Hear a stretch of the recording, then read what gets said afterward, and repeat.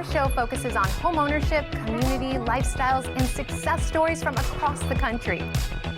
We like to entertain and inform our audience by sharing cool stories from your city and across the nation. And of course, hear from a local pro from your market. Welcome to the last episode of the year. Today, we're going to check out some of the highlights of 2019 from coast to coast. I'm your host, Jem Morris, and welcome to the American Dream. We do it in the spirit of going against the grain of the negative media, giving inspiring information, and having people walk away from our show with something of value. You're seeing a disruption in both the real estate and the mortgage space. A lot of people are just not willing to put in the work. What video does is that it demands an emotional response. You know what I love about the show? It's totally unscripted. Our first story is brought to you by a professional in your city. Let's hear what they have to share this week.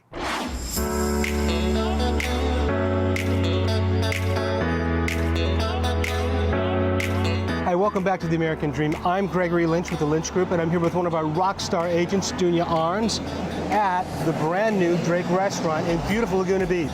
So let's go in.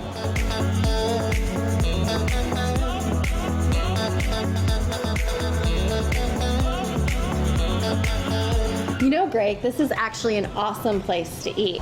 The Drake's roots originate with the Art Deco Hotel in downtown Manhattan. That is so awesome. And by the way, I've got a fantastic surprise for you and the audience today. Today, we're going to sit down for a few minutes and interview one of the most successful real estate agents on the planet, according to the Wall Street Journal.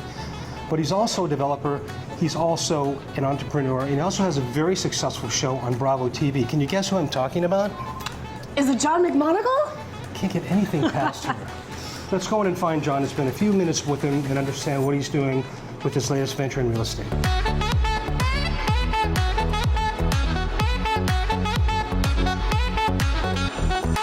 So John, thanks for spending a few minutes with us here at the Drake restaurant, one of your favorites, and sharing with our audience what's new in real estate and with John McMonagle. But I know you love this restaurant. I've heard you eat here frequently. What is it about the restaurant that's really special to you and your family? Well, Greg, I love spending time with you and your team, and what a great place to do it here at the Drake. But, you know, we discovered this place fairly recently when it just opened, and I'm all about, as founder of Agent Inc., I'm all about giving our clients and our agents a great experience. I use the word experience over and over and over again. And when I came across the Drake, it was very clear to me that the experience you receive when you walk through the front door, often the owner's here to greet you, is very personal. If you ever come once, they remember you. Great live music, the interior decor, just off the charts. They took 3 years to build this out. It's just a little jewel box. So it's not one of my favorite places. It is my favorite place. Well, that's awesome. And let me steer the conversation just a little bit differently. What is Agent Inc.? And explain that to our viewers. Help them understand what it is and what it stands for. I love that question. So, you know, all through my career, and I've been doing this 35 years. You have. I never liked being called realtor, right? To me, I wanted to be more like James Bond, right? I wanted to be called an agent. As we were coming up with a nondescript new brand name for our new company that we wanted to make great. We wanted it to be a platform that was unparalleled, something that we could take across the nation and go global with it. When I realized that this name was available, I jumped on it immediately.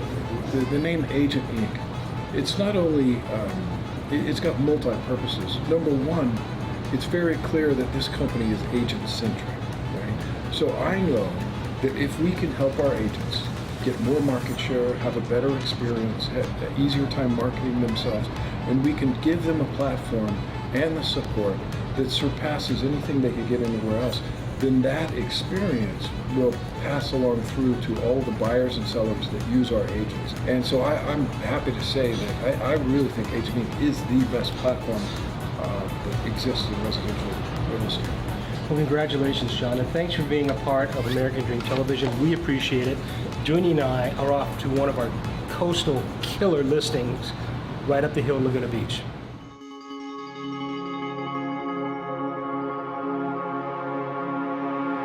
So Danielle, here we are again at one of our killer coastal listings, a little bit different from the ones we've seen in other episodes, right? Right. Usually we're down at the coast, now we're up in the hills of Laguna Beach, and you know what that means? Stellar ocean views. Let's go check them out.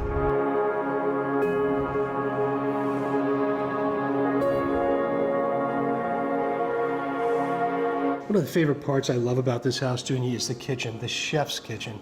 And it's so awesome because anytime you see a Thermador appliances, it just gets my blood boiling in a good way. I would do every single dish every single day because I have that view in here. Let's go outside and check out this amazing view. You know, Greg, a lot of people think that they have one of the best views in Laguna Beach. But truly, and I mean this with all sincerity, this is one of the best views in Laguna Beach. Well, I couldn't agree with you more. Truly the best in Laguna. Truly the best in Laguna. So Gregory, what do you think? I'm looking at this $1 billion view. And I've got a question. Have you been to the south of France? I used to live in France, Greg. Okay, I've got an idea. Okay. Close your eyes. Imagine yourself looking at crystal blue water, a white sand beach. You're hearing the roar of an Italian sports car driving up and down the coast. 3, 2, 1. Where are you? I think I'm in the French Riviera.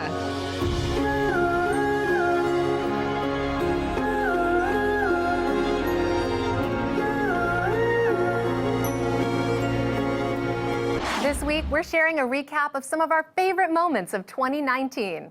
But first, we hear from one more professional from your neighborhood. Let's check it out.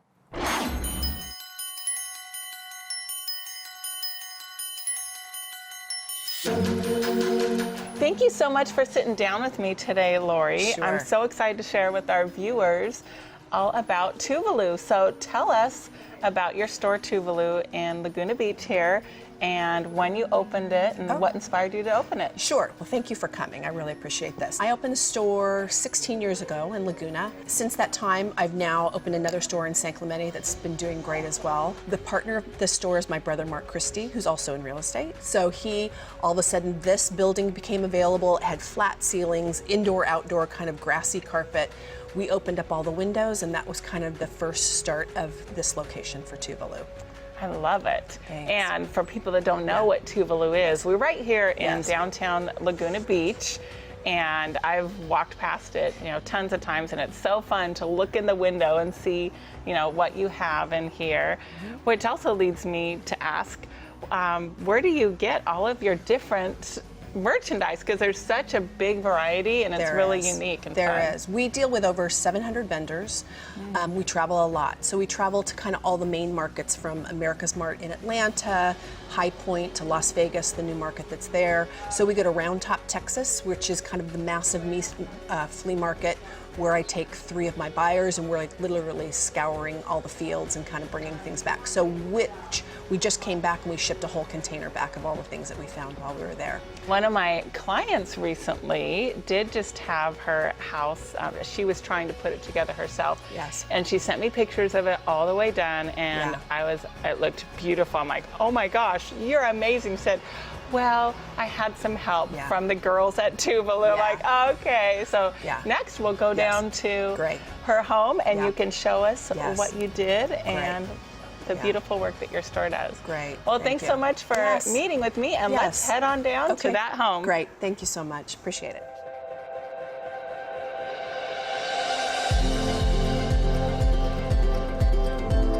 Here we are inside a newly styled home that one of my clients just purchased in San Clemente, and Franny from Tuvalu came and helped my client kind of put the finishing touches on her new home. So Franny, will you tell us about what you did here? Of course. And kind of the why behind it. Sure. So this client of yours, this is her second home, and she wanted a beachy coastal California vibe to come with her family. They will be spending a lot of time here. They wanted it comfortable. I wanted soothing colors for her. So we just wanted, obviously, a sofa and chairs so they could have a nice seating area, but something kind of low profile so you can see her beautiful kitchen and just keep it very open. And I think the chandelier is kind of the statement piece. And people seem to go smaller on things, but it's like go bigger, go with less things, and it just looks so spacious in here. Yeah. And kind of happy. I love it. I love how it turned out. You walk in the front door and that chandelier is the first thing you see. It's beautiful. Well, let's move on to the next room. You can tell me what you did in here. Sure. So tell us about what you did in here. What we ended up doing is we wanted to bring some height. So when you're actually sitting in this area, you know, you can, another statement piece. We wanted to do a chandelier that she could see through. Some art. There's no TVs, as you can see, so this is super relaxing. This should be like a retreat for her. Yeah. Let's head upstairs and see what's next. Okay. Okay, so here we are in the upstairs loft or bonus room. So tell us about what we're seeing here. So this was really, really fun to do. Once again, the lighting, we're really big on impact lighting. So we did a woven piece up here. It draws your eye up, so it makes the ceiling look taller. Therefore, we can get a bigger piece of art because once again, we don't want clutter. And we just accessorized and got some pillows to bring in texture and comfort. And I think it just looks pulled together. Nice. All right. So we got one more room to go, right? Okay. Okay. So here we are in the master. I love it. So once again, just fresh, coastal, crisp whites and navy blue, always for the win, right? I mean, you can't go wrong. This is just staying true to coastal. We wanted it very comfortable, inviting, big pieces of art. The wooden chandelier with the beads, which is really pretty at night. It's just very subtle and soft. Very inviting. I love it. Gorgeous. Well, thanks so much for showing us the inside look of it. And those of you watching, if you want to get some of this beautiful decor, you can either buy it and do it yourself or have the pros do it for you at Tuvalu, in San Clemente, and in Laguna Beach. You've got 2 locations to choose from. Well, with that, thanks so much for watching this segment of American Dream, and we'll catch you on the next one.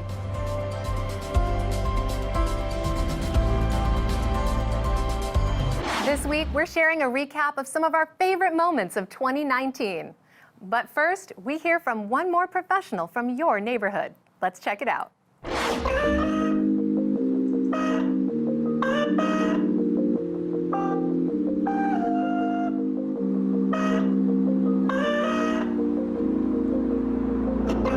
So Jason Risley, we're here with Coach Ballgame, and otherwise known as James Lowe, but be quiet next to the kids, or maybe not.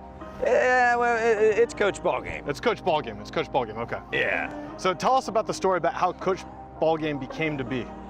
You know, I played baseball all through college, and I didn't get drafted, and I kind of had an eye-opening experience facing Justin Verlander in college, and he threw a curveball, and I didn't swing, but the umpire called it a strike, and I noticed that I dry heaved when the pitch was passing me. Okay. And Old Dominion, right? Old Dominion, and this was probably circa 2003. But when you dry heave mid-pitch against somebody that's, you know, a major leaguer, that's pretty eye-opening, and that's when I knew I was destined to be a Little League baseball coach. So I moved from Providence to California, started coaching right away, and it's been 15 years of really just kind of learning how to coach and picking up new tricks along the way. That's great. Yeah.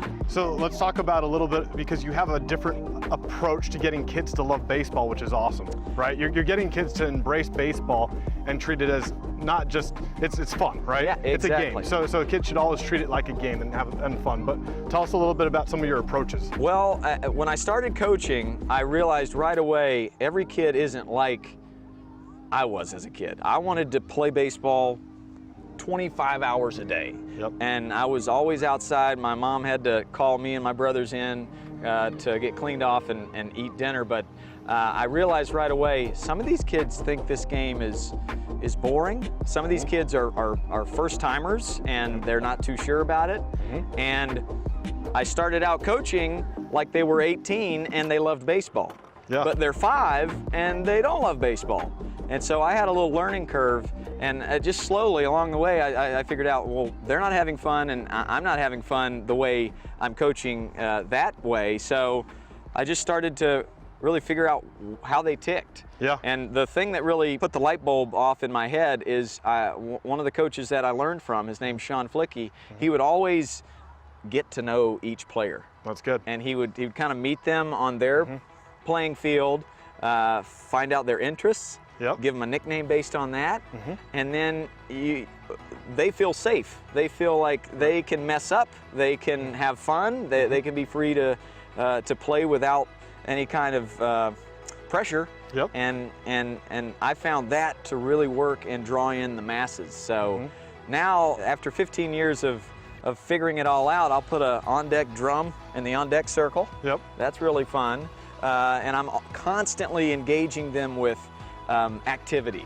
Their attention span is short, so let's make sure everyone's having a good time the whole time. The whole time, and I try to be as interesting or more than a video game would be to them. So I'm constantly asking them to get down and ready. I have songs, catchphrases, things that rhyme, any type of music, and stories. So I kind of get to implement all of my passions: music, writing, comedy, baseball, wackiness, all into one gig. I run what we call a sandlot game in a different town in Orange County every day of the week.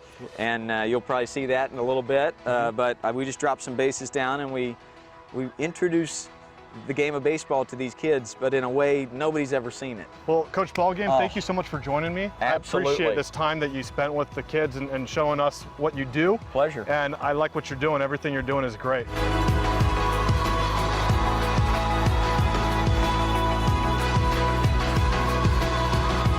Clemente on 3. 1, 2, 3.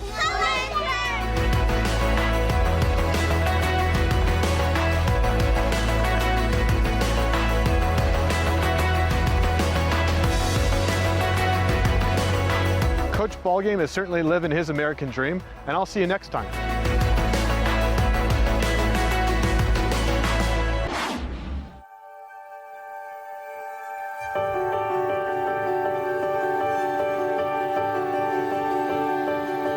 Hey everybody, it's Ryan Schramm. Today I'm here with my beautiful wife, Courtney, and we're standing at a place that's near and dear to both of our hearts. This is Calafia Park, and we used to exercise here and go walk the San Clemente Beach Trail, watch sunsets out here, and we're gonna be exploring today this thing that doctors say about walking.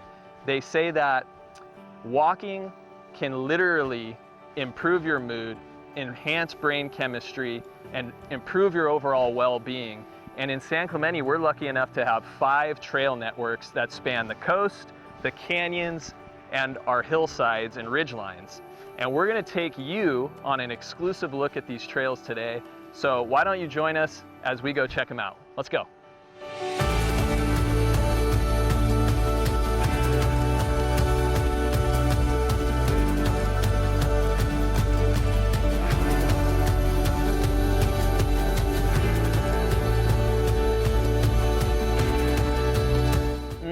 I love that smell. Desert sage, it just rained. This is one of my favorite spots because you've got the desert landscape, that smell mixing with the salt air. It's really the desert meets the sea, and San Clemente State Park behind me. That's why I love this spot. So enough about my nostalgics and sense of smell. Why don't we go check out the beach trail? Let's go.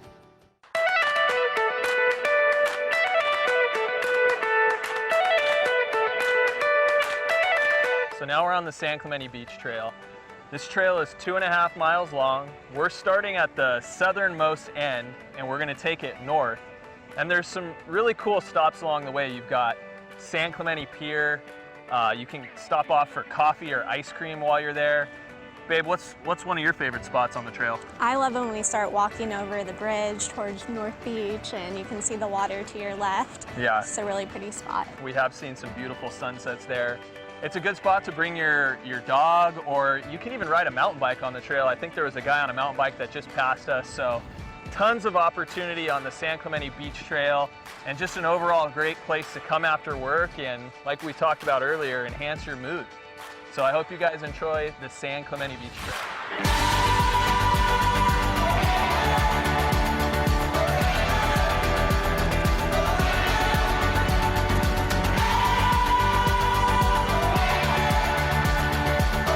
All right, so we left the beach and we came up here to one of San Clemente's highest streets, Salvador.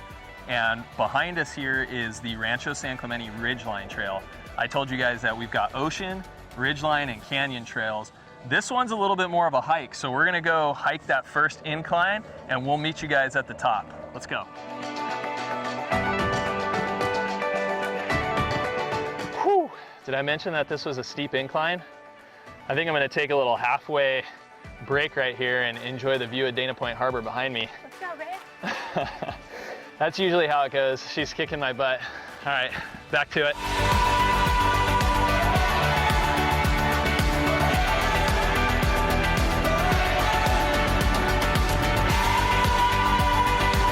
All right, so now we're at the top of the San Clemente Ridgeline Trail. How you feeling? Amazing. Yeah? Not too winded? Nope, 100%. Good, you're doing better than me. Anyways, this is a really cool lookout spot. Behind me, Dana Point Harbor, all the hills of San Clemente, Dana Point, and San Juan. Behind the camera, San Diego, La Jolla, Point Loma, 360-degree views. And from here, you can take this trail and go to Nob Hill, which is a really cool lookout point, central location in San Clemente. You can go to the dog park, walk your dog there, or take your mountain bike and hit some incredible single-track mountain bike trails. And we've been graced by a presence of the most beautiful rainbow. It's setting out over Camp Pendleton. Just an absolutely gorgeous view up here on top of this trail. Thank you guys so much for joining me. Today we looked at 2 of the 5 San Clemente trails, the Beach Trail and the Ridgeline Trail. And I think it's pretty safe to say we proved the fact that 10 minutes of walking a day improves your overall well-being. I'm feeling great. I got some endorphins kicking in. How are you feeling? Great. Awesome. So if you guys have any questions, there are 3 more trails that you can check out. Text me, call me. I'd love to point you guys in the right direction of where you can enjoy all that San Clemente has to offer. And I'll look forward to seeing you on my next episode. Take care. I hope you learned something interesting about your city and enjoyed the local content. Up next, we're going to revisit some of this year's best moments from the West Coast, which some say might be the best coast.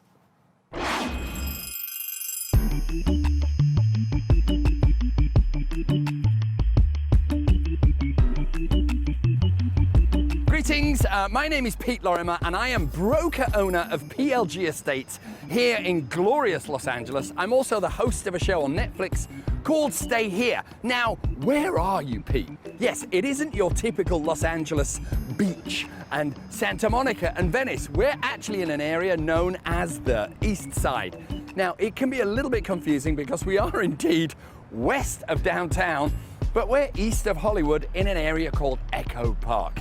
Now, Echo Park, this lovely lake that you can see people boating, was founded as a reservoir back in the 1800s. Then it was turned into a recreational area, and then this area has some of Los Angeles' most old vintage homes going as far back as 150 years old.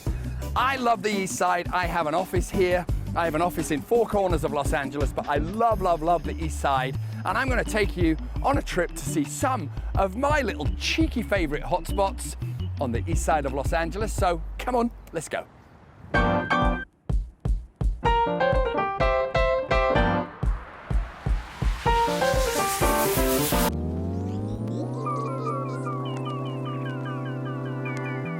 Welcome to Oporto Drive. This is an absolute labor of love for me. I've been involved with this project from the very beginning. This is a classic mid-century home nestled atop the Hollywood Hills. We're in an area known as the Outpost Estates, which is technically part of the Hollywood Hills on the east side.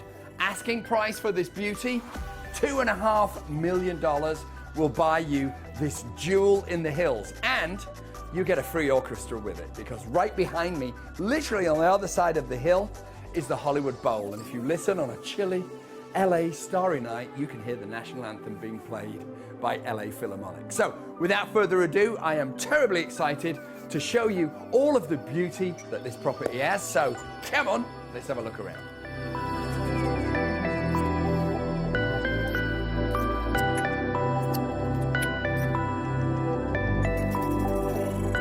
Now, it is no easy feat to build such a house, because we're dealing with a pretty small footprint on a piece of rock with a cliff below you.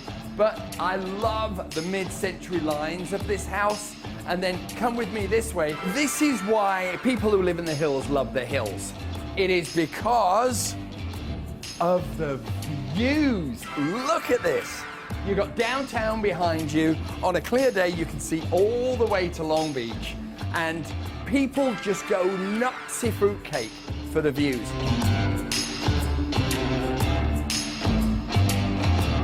And then check this out. Silence. We're in the middle of LA, and you can barely hear a thing. You just see the birds flying by. And what I'm going to do is, ladies and gentlemen, I'm going to let you all feel like you live in a $2.5 million house. Just for a moment, I'm going to step out of the way so you can enjoy the view.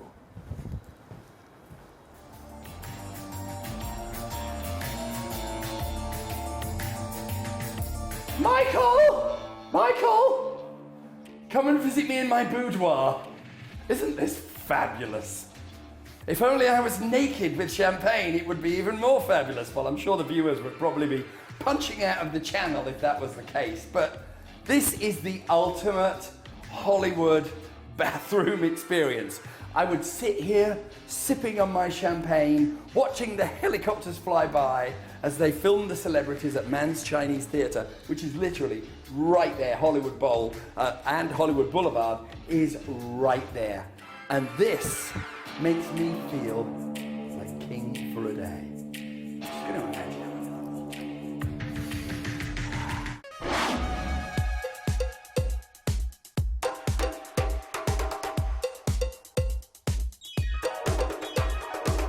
Hey guys, Alexander Garcia here, bringing you back to the coastal cities of San Diego. I'm standing here in Embarcadero Marina, the walkway along downtown's waterfronts. This place has a bit of history to it, so let me show you.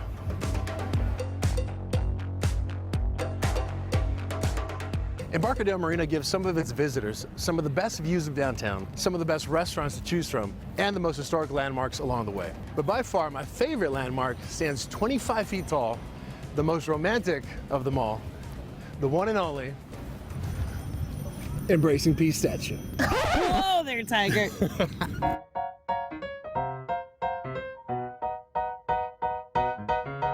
You didn't actually think I'd leave Hallie out of this one, did you? Okay, Alex, I know you think you got the moves, but in all seriousness, what does this statue symbolize? Right, so the story behind the statue is that it actually depicts a very famous photo back in World War II. So the photo was taken in 1945 as an American sailor embraced a nurse with a kiss in New York City's Times Square to celebrate the ending of World War II. Oh, that's so romantic. Right? And the crazy thing is that these two people didn't even know each other. It was just a random kiss. So, I mean, but, you know, in all fairness, I could understand the excitement of the sailor, knowing that the war was finally over. Yeah. I don't know, a random stranger kiss, is that a little too much? I mean, I think we'd have to see for ourselves. Challenge? You want to go kiss some strangers? Go! Let's go kiss some strangers. Just kidding, No, just but kidding. seriously, in all seriousness, Alex, what does this kiss and this symbolize to you? Right. I think the statue symbolizes the love and the freedom that we can now enjoy because of all the sacrifice that these soldiers, specifically the sailors, made for us. Look at you, Alex. Get deep. I like it. So there's certainly an interesting amount of irony as to the location of this love statue, as sitting right across these still waters lies one of the fiercest landmarks in San Diego. Weighing in at 45 tons, the length of 3 football fields, and carrying 176 anti-aircraft cannon guns. Hallie, you probably already guessed it. Obviously. The one and only USS Midway ship. This beauty, or should I say beast of a machine, has so much history here in San Diego. Believe it or not, the USS Midway was the world's largest ship up through 1955. It was finally decommissioned in San Diego in 1992 and now serves as the most visited naval warship museum in the United States today, with over 1 million visitors annually. We strive to bring you the best stories from across the country that embody the ideals of the American dream, and we hope that you saw something new and entertaining. Look forward to what's coming in 2020 because we've got some pretty cool stories and big changes on the way. We would like to thank all of our viewers and our sponsors for helping us grow this show. We couldn't do this without your support. I'm your host, Jem Morris, and thank you so much for watching. We'll catch you next year.